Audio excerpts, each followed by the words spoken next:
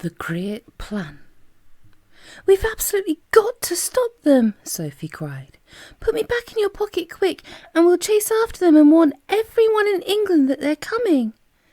"Redunculous and impossible," the BFG said. "They's going 2 times as fast as me, and they's finishing their guzzle before we's halfway." "But we can't just sit here doing nothing," Sophie cried.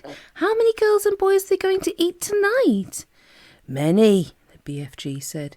"The flesh-loving giant alone has a most squackling wopsy appetite." "Will he snatch them out of their beds while they're sleeping?" "Like peas out of a puddle," the BFG said. "I can't bear to think of it," Sophie cried. "Then don't," the BFG said. "For years and years are you sitting here on this very rock, night after night, when they is galloping away, and I is feeling so sad for all the human beings they's going to gobble up. But I has had to get used to it. There is nothing I can do. If I was a titchy little runty giant, only 24 feet high, then I'd be stopping them, but that is absolutely out the window."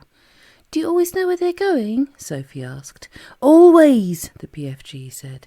"Every night they is yelling at me as they go bootling past. The other day they was yelling, 'We is off to Mr. Zippy and Miss Surrey to guzzle them both.'" "Disgusting," Sophie said. "I hate them." She and the big friendly giant sat quietly side by side on the blue rock in the gathering dusk.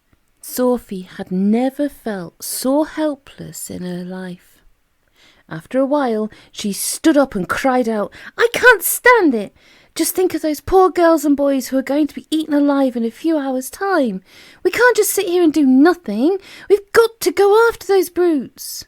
"No," the BFG said. "We must!" Sophie cried. "Why won't you go?" The BFG sighed and shook his head firmly. "I has told you 5 or 6 times," he said, "and the 3rd will be the last. I is never showing myself to human beings." "Why ever not?" "If I do, they'll be putting me in the zoo with all the jiggy raffs and caterpillars." "Nonsense," Sophie said. "And they'll be sending you straight back to an orphanage," the BFG went on.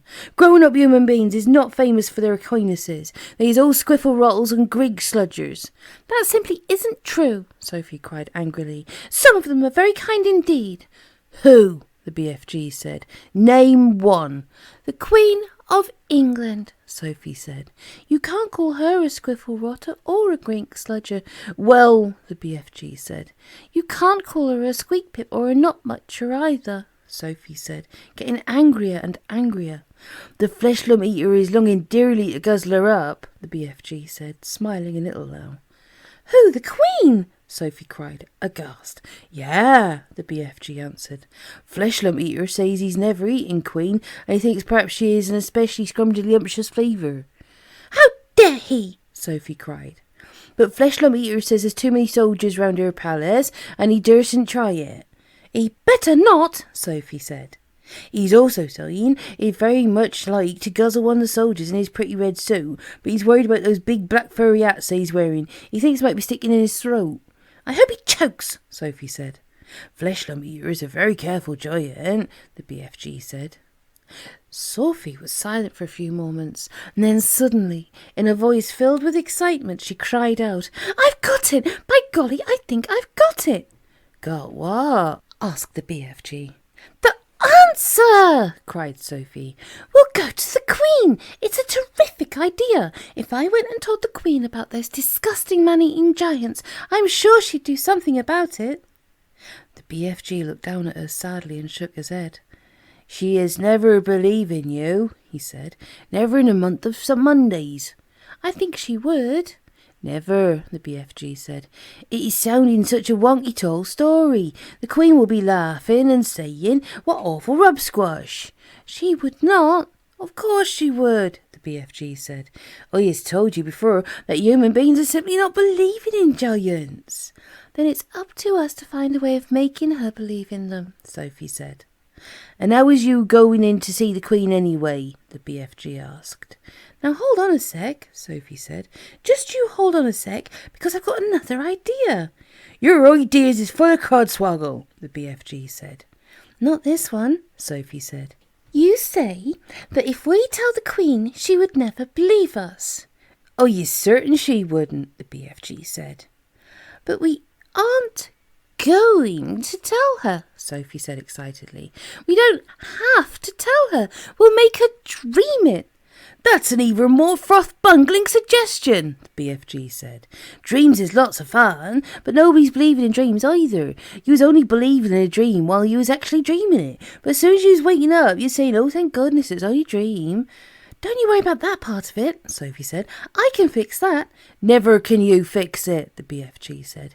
I can. I swear I can. But first of all, let me ask you a very important question. Here it is. Can you make a person dream absolutely anything in the world? Anything you like, the BFG said proudly. If I said I wanted to dream that I was in a flying bathtub with silver wings, could you make me dream it? I could, the BFG said. But how? Sophie said. You obviously don't have exactly that dream in your collection. I do not, the BFG said, but I could soon be mixing it up. How could you mix it up? It's a little bit like mixing a cake, the BFG said. If you're putting in the right amounts of all the different things into it, you're making the cake come out any way you want. Sugary, splungy, curranty, Christmassy or grub switchy. It's the same with dreams. Go on, Sophie said. Oh, yes, dillions of dreams on my shelves, right or left. Right, Sophie said. Oh, yes, dreams about bathtubs, lots of them. Oh, yes, dreams about silver wings. Oh, yes, dreams about flying. So all I do is mix those dreams together in a proper way, and I was very quickly making a dream where you was flying in a bathtub with silver wings. I see what you mean, Sophie said. But I didn't know you could mix one dream with another. Dreams like being mixed, the BFG answered. They's getting very lonesome all by themselves in those glassy bottles. Right, Sophie said. Now then, do you have dreams about the Queen of England? Lots of them, the BFG said. And about giants? Of course, the BFG said. And about giants eating people? Swiggles of them, the BFG said. And about little girls like me? Those is commonest of all, the BFG said. We has bottles and bottles of dreams about little girls. You could mix them up just as I want you to, Sophie asked, getting more and more excited. Of course, the BFG said. But how is this helping us?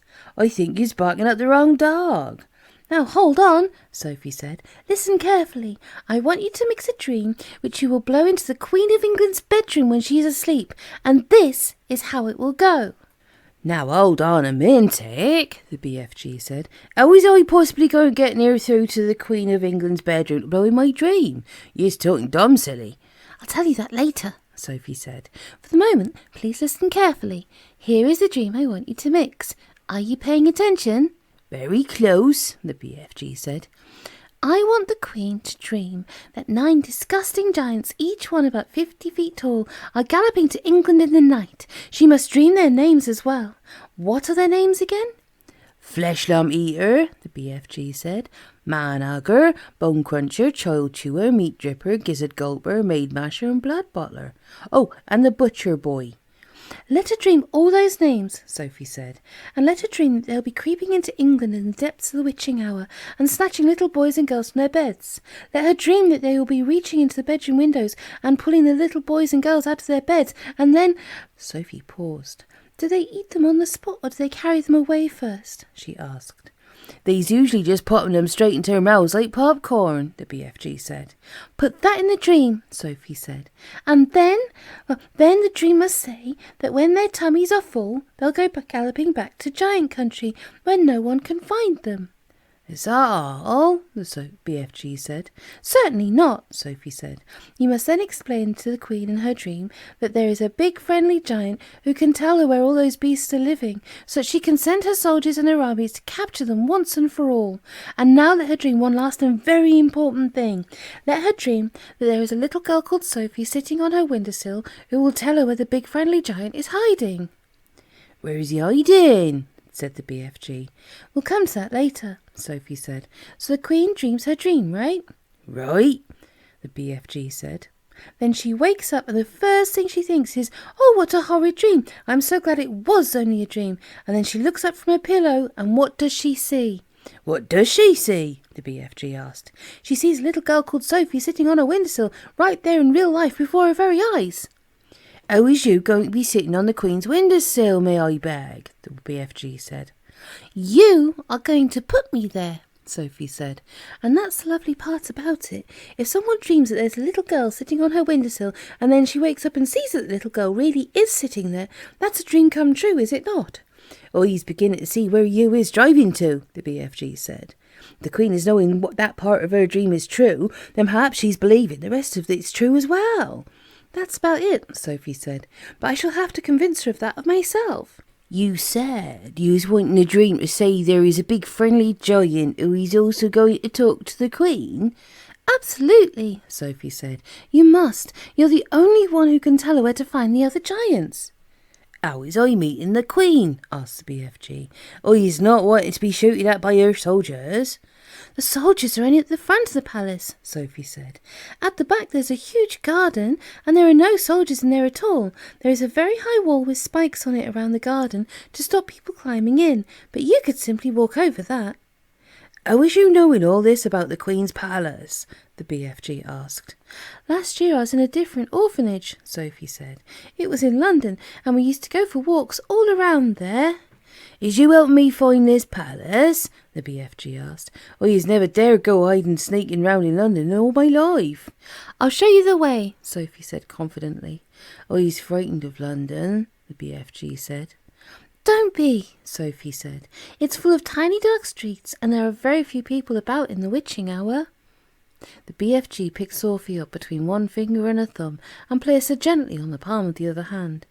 Is the Queen's palace very big? He asked. Huge, Sophie said. Then how is we finding the right bedroom? That's up to you, Sophie said. You're supposed to be an expert at that sort of thing. And you is absolutely sure the Queen will not put me in a zoo with all the catty piddlers? Of course she won't, Sophie said. You'll be a hero, and you'll never have to eat snozcumbers again. Sophie saw the BFG's eyes widen. He licked his lips. You mean it? He said. You really mean it? No more disgustive snozcumbers? You couldn't get one if you wanted to, Sophie said. Humans don't grow them. That did it. The BFG got to his feet.